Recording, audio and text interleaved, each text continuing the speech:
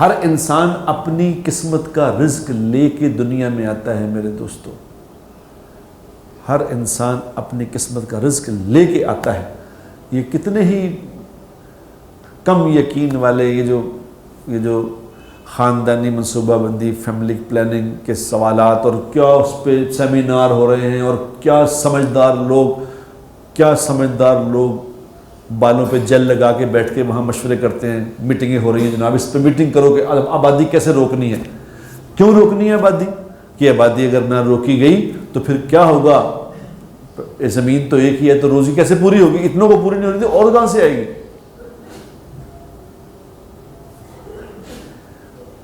اگر روزی دینے والی ذات اللہ کی ہے، اگر پالنے والا اللہ ہے، اور ہے کہ نہیں ہے؟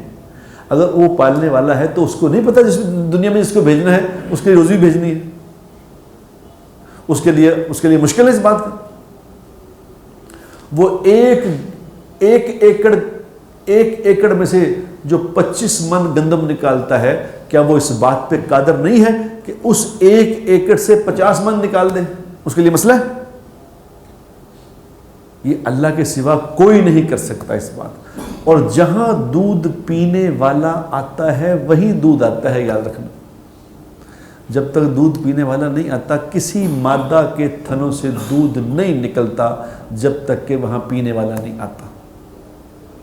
جب پینے والے کی آمد شروع ہوتی ہے تو مادہ کے تھنوں میں دودھ آنا بھی شروع ہو جاتا ہے، اور اس کے آنے سے انسان ہو یا کوئی جانور ہو، اس کے آنے سے پہلے اس کی ماں کے دودھ میں دودھ آ جاتا ہے۔